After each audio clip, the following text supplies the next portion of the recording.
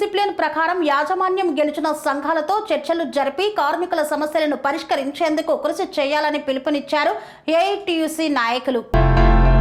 సింగరేణిలో కార్మికుల తిరస్కరణకు గురైన హెచ్ఎంఎస్ నాయకుడు రియాజ్ అహ్మద్ ఉనికి కోసం ఏఐటియుసిపై విమర్శలు చేయడం సరైంది కాదని, కోడ్ ఆఫ్ డిసిప్లిన్ ప్రకారం సింగరేణిలో కార్మికుల సమస్యలను పరిష్కరించేందుకు కృషి చేస్తున్నామని, కార్మికుల సమస్యలను పరిష్కరించడం లేదని గుర్తింపు సంఘం ఏఐటియుసిపై హెచ్ఎంఎస్ విమర్శలు చేయడాన్ని తీవ్రంగా ఖండిస్తున్నామన్నారు.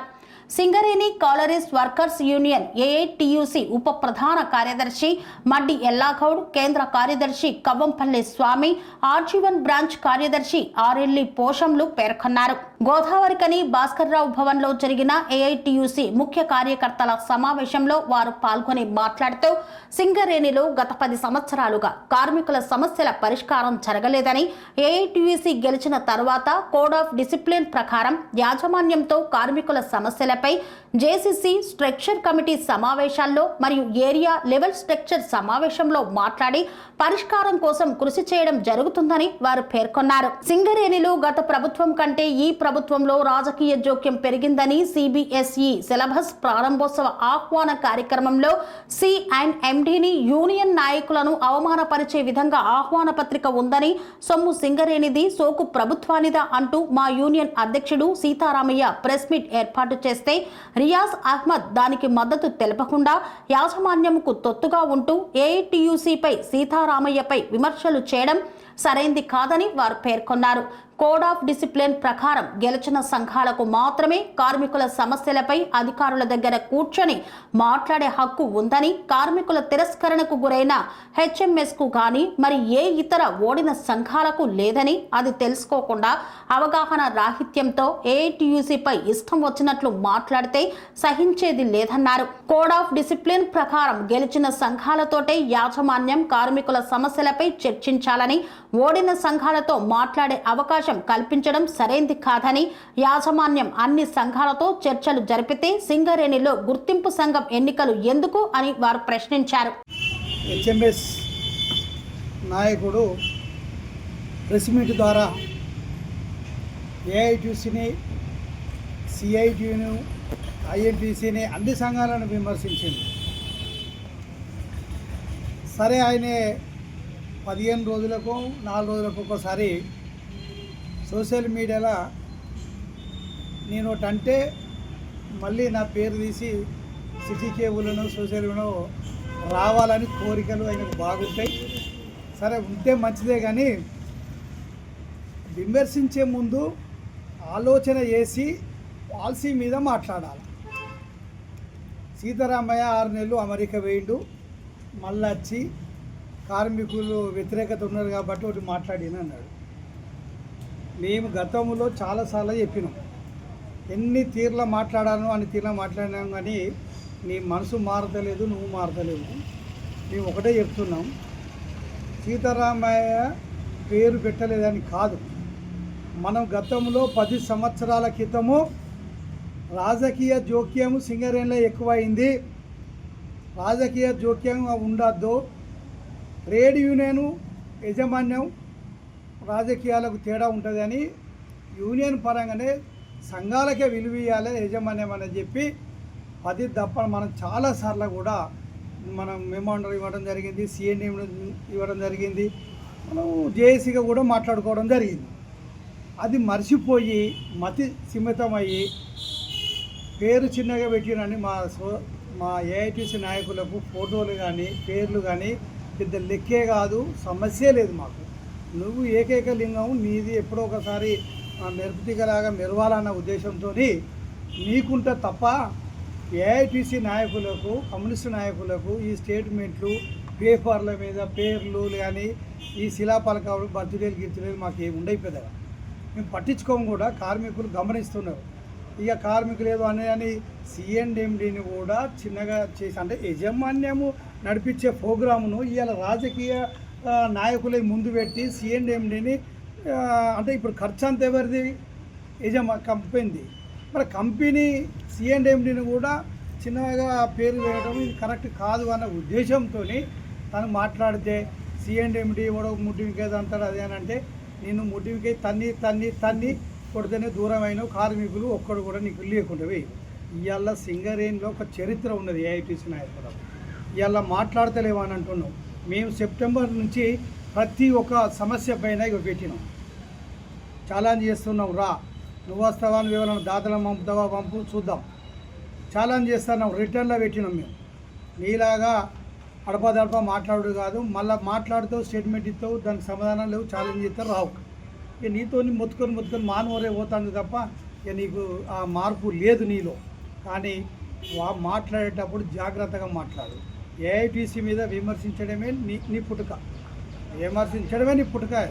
కాబట్టి ఇక నీకు కార్మికులు వెలియేసిరు నిన్ను. కార్మికులు మాకు ఉన్నారా నీకున్నారా నీకేందనే తెలుస్తుంది. ఇక జిఎం ఆఫీసులలో కూర్చున్నావు అంటే గెలవక నీ బహురూపాల మాటలు అందామా ఏమందామా, కానీ ఆ మాటలతో ఏమైంది ఒక్కసారి గెలిచినావు నువ్వు. RG1, 2 ఏమైంది నీ పరిస్థితి?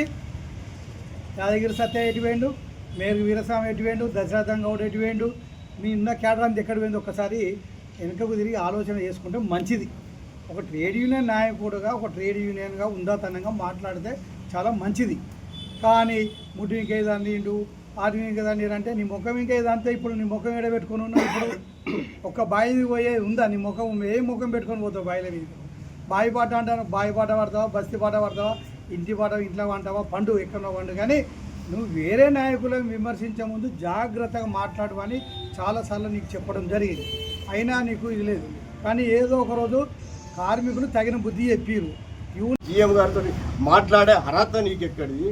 ఇవన్నీ కూడా మేము మీకు వెసులుబాటు ఇస్తాంటే ఈ రకంగా మాట్లాడినట్టయితే మరి నీకు తగిన స్వాస్థ్య కూడా చెప్పవలసి ఉంటుంది. అది కార్మికులే చెప్తారు అని నీకు తెలియపరుస్తూ ఇంకొకసారి మా అధ్యక్షుల మీద కానీ మా ఏఐటీసీ మీద కానీ నువ్వు ఏదైనా ఉంటే కార్మికులకు ఒక మంచి పని చేస్తారంటే అది చేసుకో. నువ్వు బాయి బాట చేస్తావా, బజార్ బాట చేస్తావా, నువ్వు ఏ బాట చేసుకుంటావో చేసుకో. కానీ ఇలాంటి అడపదొడప మాటలు, అడ్డగోలు మాటలు మాట్లాడటం మాత్రం సహించేది లేదు, ఊకుండేది లేదని మరొక మారు రియాజ్ అహ్మద్కు HMS నాయకునికి హెచ్చరిస్తా ఉన్నాం. ముఖం పెట్టుకొని పోతావు బాయిల మీద. బావి పాట అంటాను, బావి పాట పడతావా, బస్తీ పాట పడతావా, ఇంటి పాట ఇంట్లో అంటావా, పండు ఎక్కడో పండు. కానీ నువ్వు వేరే నాయకులను విమర్శించే ముందు జాగ్రత్తగా మాట్లాడమని చాలాసార్లు నీకు చెప్పడం జరిగింది. అయినా నీకు ఇది లేదు. కానీ ఏదో ఒకరోజు కార్మికులు తగిన బుద్ధి చెప్పిరు. యూనియన్లు కూడా జేఏసీ నుంచి వెలియేసిరు. ఇంకా సిగ్గుండాలి కదా మనకు. జేఏసీగా కూడా నేను వెలియేసిరు, సిగ్గుపాటు పోయా. నీకు సిగ్గు లేకపోతే మాకుంది, సిగ్గుంది, మాకు అన్నీ ఉన్నాయి. ఈ కార్మికులు ఏ విధంగా కార్మిక హక్కులను కాపాడుకునే చరిత్ర ఉన్నది, పోరాటం చేసిన చరిత్ర ఉన్నది. గుర్తింపు సంఘంగా 4వసారి గెలిచినాము, తెలుసు మాకు. ఈ సింగరేణి పుట్టడమే ఏఐటీసీ గుర్తించింది. కార్మిక హక్కులను సాధించిన చరిత్ర ఏఐటీసీ. కాబట్టి ఇలా నువ్వు ఏదో ఒక్కసారి పొడతాడు, కాలుతాడు, చేస్తాడు అంటే గెలిపించేది ఏమున్నది? అయిపోయా. ఆఫీసే వెలవెలవైంది, నీ దగ్గర క్యాడర్ లేదు, ఏమి లేదు. అనవసరమైన మాట్లాడితే ఇంకొకసారి ఏఐటీసీ మీద ఆధారాలు లేని అనవసరమైన విమర్శ చేస్తే మాత్రం చాలా తీవ్రంగా ఉంటుంది, చాలా ఎదుర్కొంటాయి. ఈసారి ఎన్నోసార్లు నిన్ను వదిలేసిన, ఎందుకంటే ఒక జాతీయ యూనియన్ నాయకుడు అని చాలా ఎందుకులే అని చెప్పి యూనియన్ కొట్లాడుకుంటే మనం పలసపడదామన్న ఉద్దేశంతో, మర్యాద పోతుందనే ఉద్దేశంతో మాట్లాడినావు. గెలిచిన సంఘం కూర్చోకపోతే నువ్వు కూర్చుంటావా? వచ్చి 100 ఓట్లు రాలేను నువ్వు వచ్చి కూర్చుంటావా? సింగరేణి మీద ఇవాళ మేము లీగల్గా పెడుతున్నాం కార్మిక హక్కుల మీద. ఏదో అది మాట్లాడలేదు, ఇది మాట్లాడలేదు.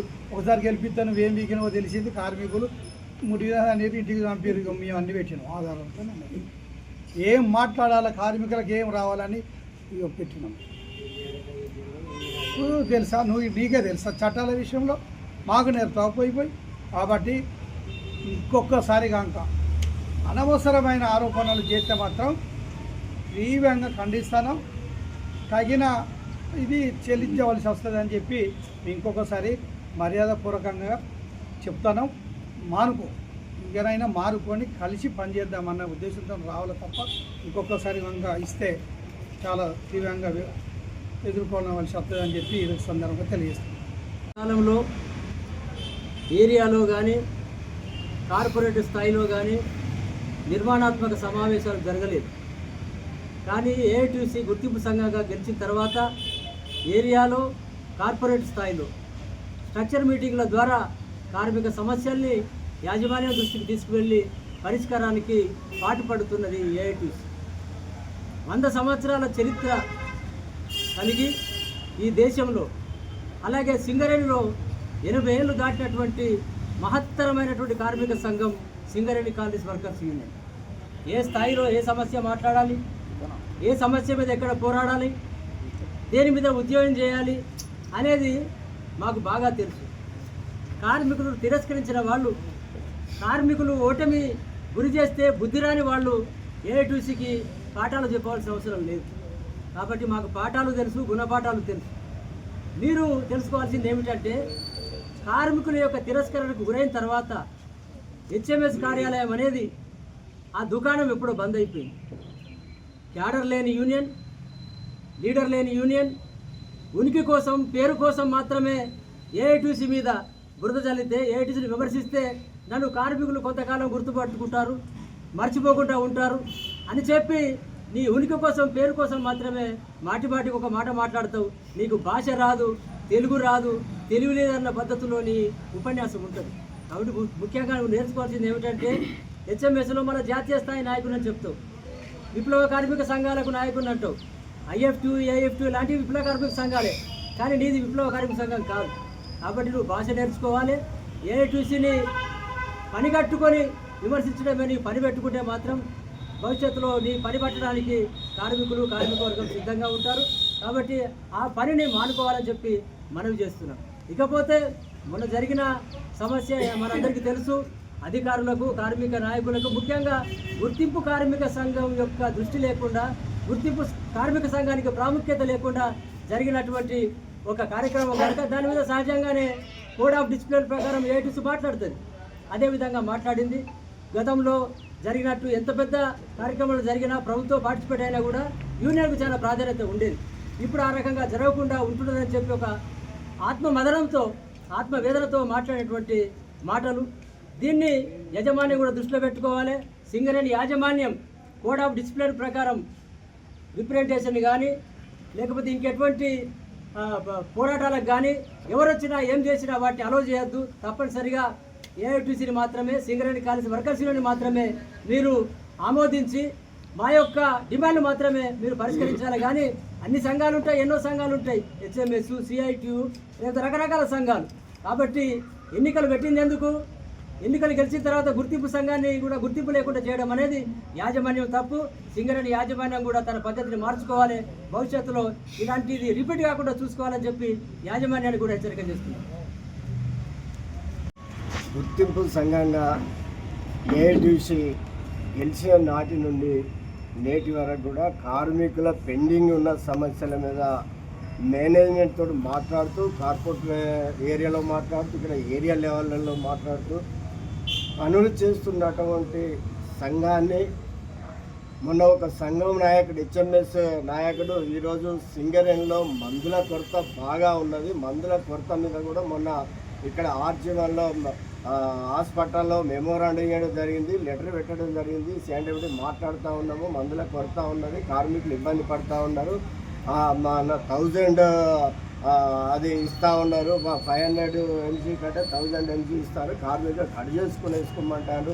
డిప్యుటేషన్లుగా మాట్లాడతాం, డిప్యుటేషన్లు వద్దు, పర్మనెంట్గా ఎన్ని ఖాళీలు ఉన్నాయో అన్ని ఖాళీలు అని మేనేజ్మెంట్తో చెప్తా ఉన్నాము. కోటాల్లో ఇవాళ రియాజ్ అహ్మద్ చాలా తప్పుగా మాట్లాడుతుండే ఆయన.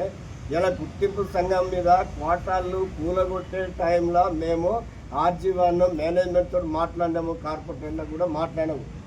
కోటాలకు సంబంధించినటువంటి కోటాల్లో నివాసం ఉన్నటువంటి కార్మికులు కొంతమంది కేసులకు పోవడం జరిగింది, కొంతమంది తనంతా తనే కాల్ చేసుకోవడం జరిగింది. మేము చెప్పినాం, మీరు కాల్ చేయకండి, మేము మాట్లాడతాము, గుర్తింపు సంఘంగా ఆ బాధ్యత మాకున్నదని చెప్పినాం.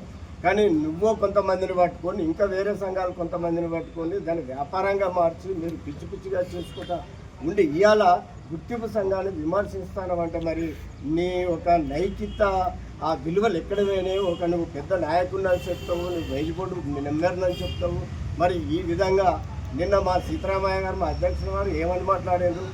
సింగరేణి యాజమాన్యము ఇలా పొలిటికల్ ఇన్వాల్యూ ఎక్కువ అయింది, కార్మిక సంఘాలను కించపరుస్తూ ఉన్నారు. కార్మిక సంఘాల నాయకులను అలాగే సిఎండి గారిని కూడా కించపరిచే విధంగా ఆ యొక్క ఇన్విటేషన్ ఉన్నది. ఇన్విటేషన్ ఈ విధంగా ఉండదు. ఎవరికి ఇచ్చే గౌరవాలు వాళ్ళకి ఇవ్వాలి, కార్మిక నాయకులు ఇవ్వాలి. ఇవాళ కార్మిక సింగరేణి కంపెనీ అంటే కంపెనీలన్నీ కార్మిక సంఘాలకు కంపెనీకి అనుసంధానంగా ఉంటుంది. వాళ్ళ అగ్రిమెంట్లు ఉంటాయి, వాళ్ళకి చట్టాలు ఉంటాయి. ఆ చట్టాల ప్రకారము కార్మిక నాయకులు మాట్లాడతారు తప్ప పొలిటికల్ లీడర్లు మాట్లాడరు. ఇలాంటివి చేయొద్దు. సింగరేణి యజమాని ఇంకోసారి చేయొద్దని అన్ని సంఘాలకు సంబంధించిన విషయం ఇలా సీతారామయ్య గారు ఇన్విటేషన్ మాట్లాడితే దాన్ని వర్గీకరించి దాన్ని తప్పుగా భావించి నువ్వేదో లబ్ధి పొందుదామని ఇలా ఏఐటీసీ మా అధ్యక్షుల మీద మాట్లాడాలంటే ఇది కరెక్ట్ జాగ్రత్త. మేము చాలాసార్లు చెప్తా ఉన్నాము.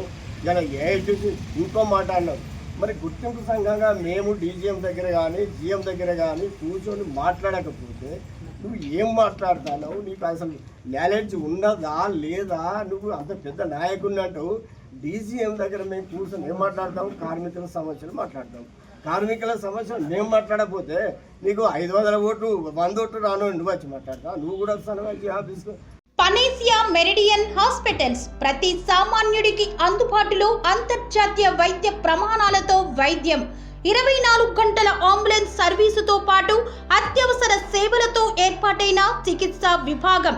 మా దగ్గర గుండె సంబంధిత, మూత్రపిండ, కాలేయ, కంటి జబ్బులకు, మోకాళ్ల శస్త్రచికిత్సతో పాటు కోవిడ్-19, బ్లాక్ ఫంగస్ వంటి వైరస్లకు, అన్ని రకాల ఆరోగ్య సమస్యలకు నమ్మకమైన అత్యాధునిక వైద్య చికిత్సను అందిస్తున్న హాస్పిటల్ పనేసియా మెరిడియన్ హాస్పిటల్స్. మీ ఆరోగ్య సమస్య ఏదైనా ఇప్పుడు పరిష్కారం సాధ్యం.